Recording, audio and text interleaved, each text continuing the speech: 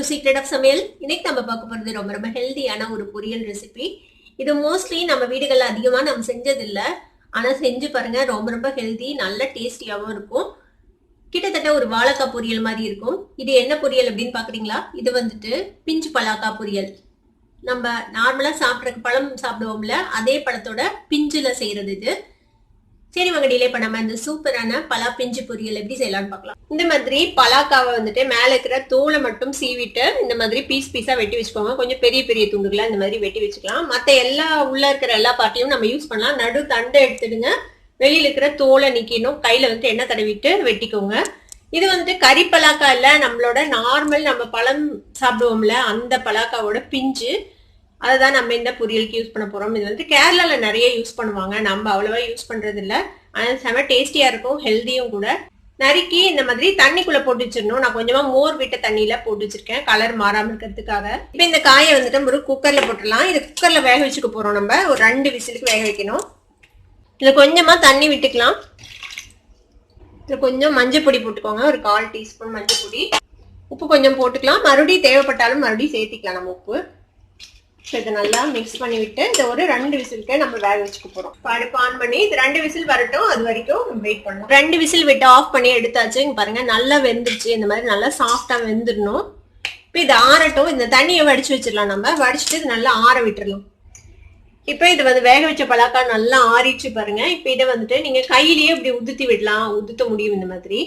இல்லைன்னா இந்த மாதிரி மிக்சியில போட்டு ஒரே ஒரு சுத்து பல்ஸ்ல விட்டு நீங்க வந்துட்டு பொடி பண்ணிக்கலாம். அது சீக்கிரமே வேலையாயிடும். பிறகு மிக்சியில நல்லா பூவா நம்ம வந்து இதை உதுத்துக்க போறோம். ஜஸ்ட் ஒரே ஒரு தடவை பல்ஸ்ல எப்படி போட்டு எடுத்தா போதும். இது மாதிரி மிக்சியில பல்ஸ்ல போட்டு ஒரே ஒரு சுத்து விட்டு எடுத்துக்கோங்க. நீங்க கையிலேயே உதுத்தினாலும் உதுத்திக்கலாம், அது உங்களுக்கு எது சௌகரியமோ அந்த மாதிரி பண்ணிக்கோங்க. இதை ஒரு பாத்திரத்துக்கு மாத்திடலாம். ஒரு பேன்ல ஒரு 2 டேபிள் ஸ்பூன் அளவுக்கு எண்ணெய் விட்டுருக்கேன். இது கொஞ்சம் எண்ணெய் அதிகமா விட்டாதான் நல்லா இருக்கும். இதுல கொஞ்சமா கடுகு சேர்த்துக்கலாம், ஒரு 1/2 டீஸ்பூன் கடுகு. கூடவே உளுத்தம் பருப்பு கொஞ்சம் சேர்த்துக்கலாம். இப்போ கடுகு வெடிக்கிட்டு உளுத்தம் பருப்பும் செவந்துருச்சு. இப்போ இந்த ஸ்டேஜில் ஒரு 4 பல் பூண்டு இந்த மாதிரி சாப் பண்ணி வச்சுருக்கேன், அதை சேர்த்துக்கலாம். கூடவே 2 பச்சை மிளகாய் அதையும் பொடியாக நறுக்கி வச்சுருக்கேன், அதையும் சேர்த்திக்கோங்க. கொஞ்சமாக கருவேப்பிலை சேர்த்திக்கலாம். பூண்டு லேசாக வதங்கினதும் ஒரு வெங்காயத்தை இந்த மாதிரி பொடியாக நறுக்கி வச்சுருக்கேன், அதையும் சேர்த்துக்கோங்க. இந்த வெங்காயம் கொஞ்சம் நல்லா ஃப்ரை ஆகட்டும். இப்போ இந்த வெங்காயம் ஓரளவுக்கு வதங்கிடுச்சு. இப்போ இதில் வந்துட்டு ஒரு 1/4 டீஸ்பூன் சாம்பார் பொடி சேர்த்துறேன். நீங்கள் சாம்பார் பொடி சேர்த்தலாம், இல்லை தனி மிளகாத்தூள் சேர்த்தலாம், எது வேணுமோ சேர்த்திக்கோங்க. கொஞ்சமாக ஒரு ஃப்ளேவருக்காக வேண்டி சேர்த்திருக்கேன். இது கூட ஒரு 1/4 டீஸ்பூன் சோம்புத்தூள், இதுவும் ஒரு நல்ல ஃப்ளேவர் கொடுக்கும், அதுக்காக சோம்புத்தூள் சேர்த்திக்கலாம். இது கூட கரம் மசாலா பொடி கூட கொஞ்சம் சேர்த்தலாம், அதுவும் நல்லா இருக்கும்.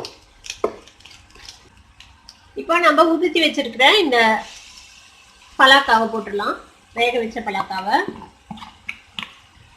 இது இதோட சேர்த்து நல்லா மிக்ஸ் பண்ணி விட்டுருங்க. நம்ம வேக வைக்கும் போது கொஞ்சம் உப்பு போட்டோம், அந்த உப்பு பத்தாது. இப்போ இன்னும் கொஞ்சம் உப்பு சேர்த்திக்கலாம். டேஸ்ட் பார்த்துட்டு தேவையான அளவுக்கு உப்பு சேர்த்திக்கோங்க.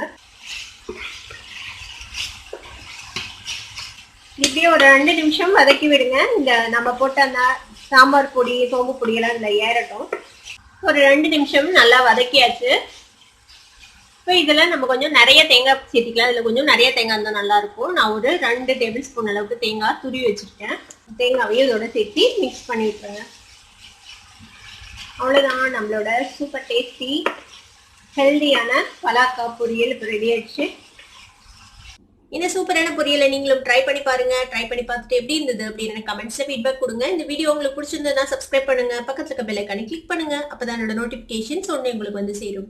லைக் பண்ணுங்க, ஷேர் பண்ணுங்க. Thank you for watching this video viewers. Bye bye.